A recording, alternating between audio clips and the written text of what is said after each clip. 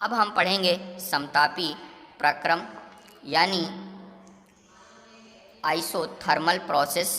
तो वह प्रक्रम जिसमें निकाय का ताप नियत रहता है समतापी प्रक्रम कहलाता है।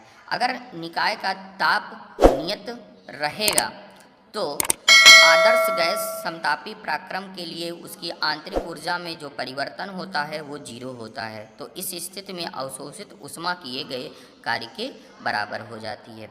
अतः आदर्श गैस के समतापी प्रक्रम में गैस द्वारा ली गई समस्त ऊष्मा गैस द्वारा कृत कार्य करने में व्यय हो जाती है। यह निष्कर्ष केवल आदर्श गैस के लिए ही सत्य है, वास्तविक गैसों के लिए नहीं।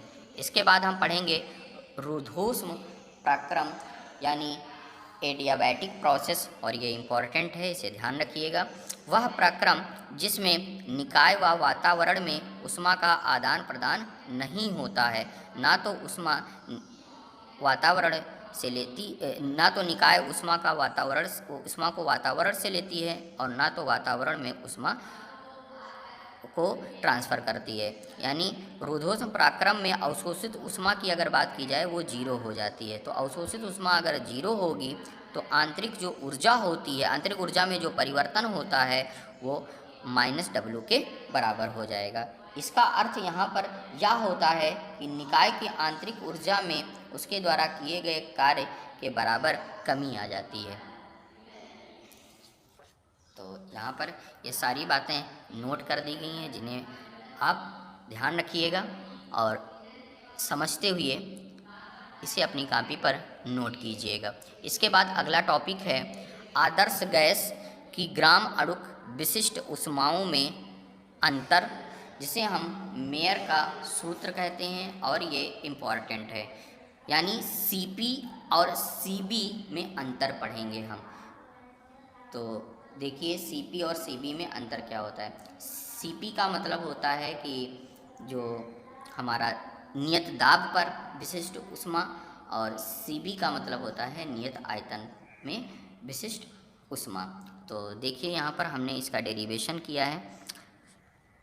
माना गैस का आयतन स्थिर रखते हुए उसका ताप हम क्या करते हैं, बढ़ा देते हैं, यानी T से T plus delta T plus dt कर देते हैं, जिसके कारण यह अवस्था मतलब इसकी जो अवस्था है वो एक अवस्था से दूसरी अवस्था में चला जाता है। यानी अगर हमने अभी जो हम आपको चित्र दिखा रहे हैं उसमें यह अवस्था A से, अगर हम बात करते हैं अवस्था A से C में चली जाती है। तो ऊष्मागतिकी के प्रथम नियम से अगर हम इस प्रक्रम की बात करते हैं तो यहाँ पे बच्चों A होगा। तो A से C में गैस की जो आंतरिक ऊर्जा में परिवर्तन होगा वो परिवर्तन यहाँ पर हमने लिख दिया है, ये आप देख सकते हैं। UC माइनस UA बराबर DU हो जाएगा, और DU हमने बताया था DQ माइनस DW होता है। ये हमारी इक्वेशन नंबर 1 हो जाएगी। इसके बाद हम यहाँ पर dW कैलकुलेट करेंगे कि dW कितना होगा। तो देखिए इस प्रक्रम में आयतन जो है, आयतन में परिवर्तन वो नियत रहता है, यानी dB नियत रहेगा तो जीरो बनेगा, यानी आयतन में कोई परिवर्तन नहीं हो रहा है तो dW भी जीरो हो जाएगा। तो dQ बराबर अगर हम सूत्र लिखें तो CB dt होता है। तो CB dt यहाँ पर dQ बराबर मिल जाएगा समीकरण 1 से dW व dQ के मान रखने पर। तो यहाँ पर हमें फाइनली मिलेगा UC माइनस UA बराबर CB dt। ये समीकरण हमारी 2 हो जाएगी। अब माना गैस को पुनः अवस्था A में, यहाँ से आप देखिए अवस्था A में, A से C गया था, अब अवस्था A में वापस लाया जाता है, तब फिर स्थिर दाब पर इसका ताप T से T प्लस dt तक बढ़ाया जाता है, जिससे कि गैस अवस्था A से अवस्था B में, A से अवस्था B में चली जाती है। यानी आयतन जो है, आयतन अक्ष के क्या होगी, समांतर होगी।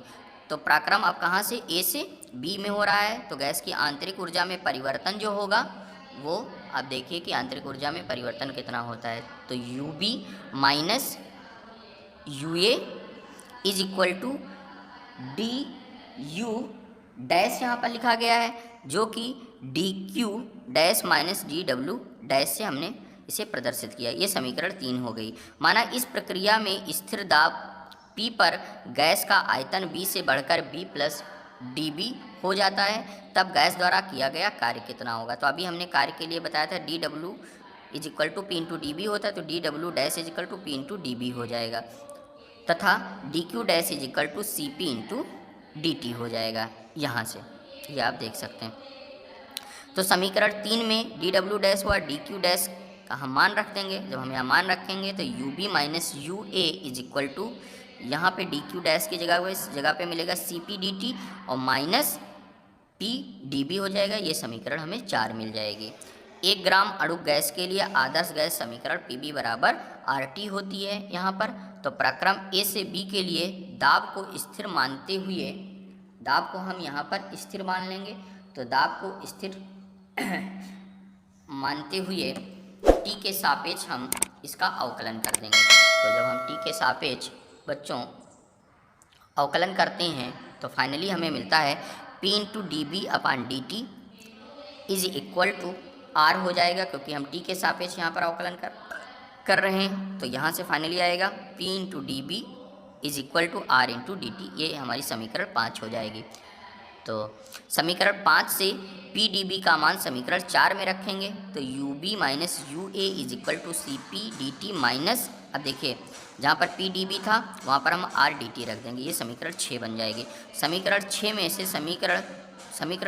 से समीकरण 2 को घटाने पर, जब हम घटाएंगे 2 वाली समीकरण से, तो हमें फाइनली मिलेगा UB माइनस UC, क्योंकि वहाँ पर भी UA था और यहाँ पर भी UA है, दोनों निगेटिव हैं तो आपस में कैंसिल हो जाएंगे।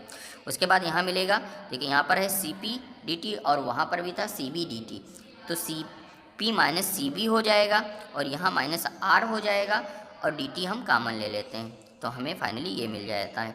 हम जानते हैं कि आदर्श गैस की आंतरिक ऊर्जा केवल उसके ताप पर निर्भर करती है, और चूँकि अवस्था B तथा C दोनों में गैस के ताप आपस में बराबर हैं, अतः इन अवस्थाओं में गैस की आंतरिक ऊर्जाएं भी आपस में क्या होंगी, बराबर होंगी।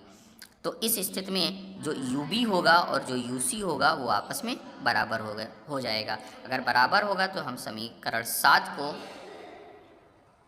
0 के बराबर लिख सकते हैं, यानी UB माइनस UC बराबर 0 हो जाएगा। तो हम जब इसे 0 के बराबर लिखेंगे तो CP minus CB minus R into DT बराबर 0 हो जाएगा। तो यहाँ से DT 0 हो जाएगा, तो यहाँ से CP minus CB minus R बराबर 0, तो CP माइनस CB बराबर R हो जाएगा। तो यही फाइनली हमें सूत्र मिलता है जिसे हम मेयर का सूत्र कहते हैं। इस प्रकार आदर्श गैस की 2 विशिष्ट ऊष्माओं का अंतर सार्वत्रिक गैस नियतांक R के बराबर होता है। यही आदर्श गैस के लिए मेयर का सूत्र होता है। तो बच्चों